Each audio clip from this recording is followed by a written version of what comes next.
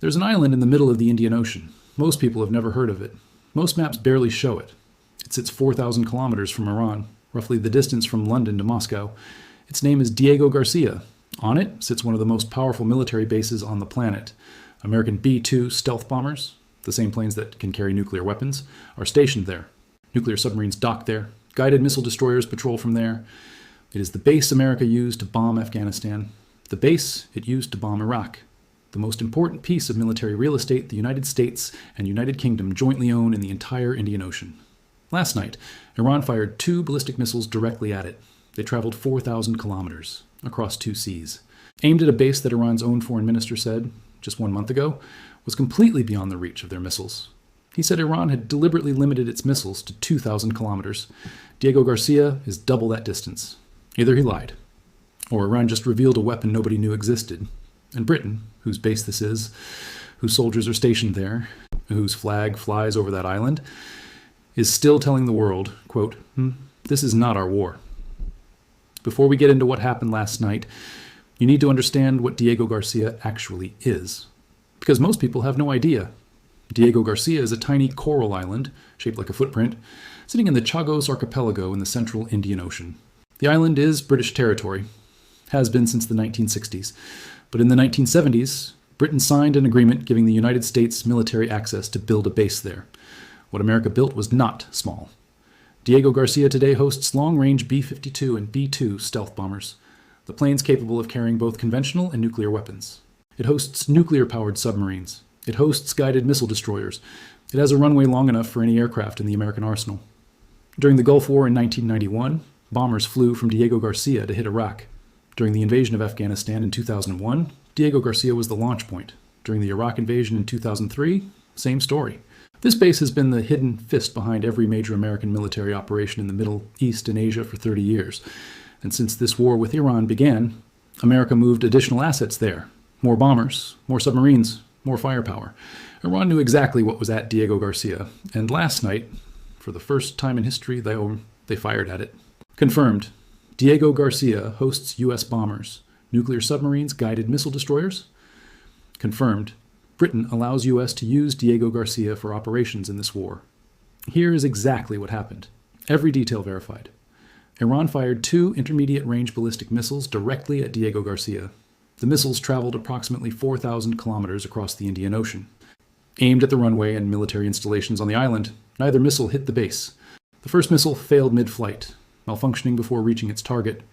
The second missile was engaged by a U.S. warship using an SM-3 interceptor, a high-altitude missile defense system. Whether the interceptor successfully destroyed the missile, or whether it simply fell short on its own, is still not fully confirmed. But here is the detail that matters more than whether they hit or missed. Iran's own foreign minister stood in front of cameras last month and declared, "Iran has deliberately limited its ballistic missiles to a range of 2,000 kilometers. Diego Garcia is 4,000 kilometers from Iran, double the stated limit, double what Western intelligence agencies had publicly assessed.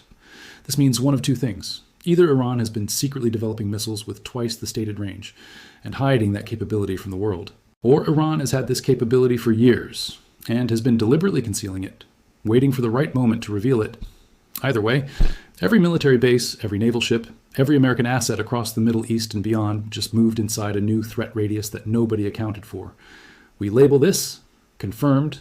2 missiles fired at Diego Garcia. Wall Street Journal, multiple U.S. officials. Confirmed. Neither missile hit the base. Confirmed. Range approximately 4,000 kilometers, double Iran's stated limit. Unconfirmed. Whether SM-3 interceptor successfully destroyed the second missile. Now, here is where this story becomes something bigger than just a missile attack. Britain owns Diego Garcia. British soldiers are stationed there.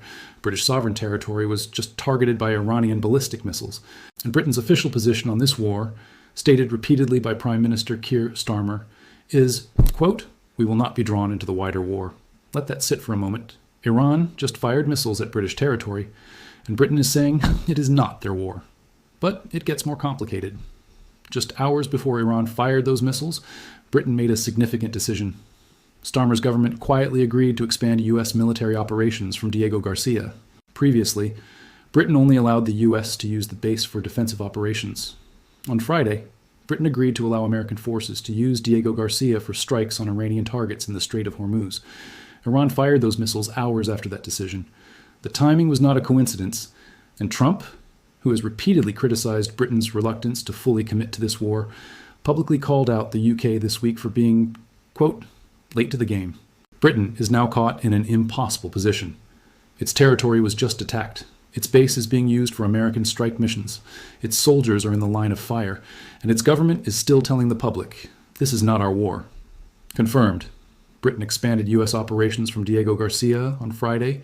ITV News confirmed. Iran fired missiles at Diego Garcia after Britain's decision. Confirmed by timing. Confirmed. Starmer said Britain will not be drawn into the wider war. Multiple UK media. The Diego Garcia attack was not the only development today. This morning, Iranian media reported that Natanz, Iran's most important nuclear enrichment facility, was targeted in a joint U.S.-Israeli strike. If confirmed, this would be one of the most significant strikes of the entire war. We label this unconfirmed. Natanz strike, reported by Iranian media, U.S. and Israel have not confirmed. Meanwhile, Iran launched 4 separate missile salvos at Israel since midnight. No casualties reported. But an Iranian missile was fired directly at an Israeli Air Force fighter jet over Iranian airspace. The IDF confirmed the crew took evasive action, the aircraft was not damaged, the mission was completed. In central Israel, an Iranian cluster munition struck an empty daycare center in Rishon LeZion. The education minister immediately canceled Passover holiday camps across 18 municipalities in central Israel. A missile fragment fell in Jerusalem's Old City Jewish quarter, damaging the road. No injuries. Israel's defense minister made a statement this morning that signals more is coming. He said, quote, this week, the intensity of strikes against Iran will significantly escalate. For Britain, the UK Ministry of Defense finally broke its silence on Diego Garcia, condemning what it called Iran's reckless attacks, but still stopped short of calling it an act of war. Confirmed. 4 Iranian missile salvos at Israel since midnight. IDF confirmed. Daycare cluster munition strike. Israeli Emergency Services. Confirmed. UK MOD condemned Diego Garcia attack. ITV News. Step back and look at what Iran just demonstrated. For 22 days, Iran has been firing missiles at Israel, at Gulf states, at American bases across the region, and every time the West said, well, at least our most strategic assets are out of range, Diego Garcia was supposed to be untouchable, too far, too remote, too deep into the Indian Ocean. Last night, Iran proved that assumption wrong. And here is what that changes. Every American base in the region is now inside an Iranian threat envelope that nobody fully mapped. The assumption that distance provides safety is gone. More importantly, Iran just told the world something about its missile program that changes every future negotiation, every future intelligence assessment, every future military calculation. Iran has missiles that can reach 4,000 kilometers, maybe further, and they deliberately hid that capability, while their foreign minister told the world the limit was 2,000 kilometers. This is not just a military story, it is a deception story. Iran has been hiding the true capability of its weapons and revealing them one at a time as this war escalates. The question military analysts are asking tonight is simple. If Iran hid a 4,000-kilometer missile, what else is it hiding? And Britain, sitting on an island it is about to hand back to Mauritius, hosting American bombers, telling the public it is not in this war, has a decision it can no longer avoid. At what point does having your territory attacked become your war? Here is where things stand. March 21st, 2026. Day 22. Iran fired 2 ballistic missiles at a US-UK military base in the Indian Ocean. The missiles did not hit, but they traveled 4,000 kilometers, double the range Iran claimed to have. Britain, whose base was attacked, is still calling this not their war, but quietly expanded US operations from that very base hours before the attack. Natanz nuclear facility may have been struck today in a joint US-Israel operation, unconfirmed. Iran fired 4 missile salvos at Israel overnight. A daycare was hit by a cluster munition in central Israel. Israel's defense minister promised significantly escalated strikes this week. And somewhere in the Indian Ocean tonight, on a tiny coral island most people have never heard of, American and British soldiers are watching their radar screens, waiting to see what Iran fires next. Because what Iran revealed last night is this: there's no safe distance anymore.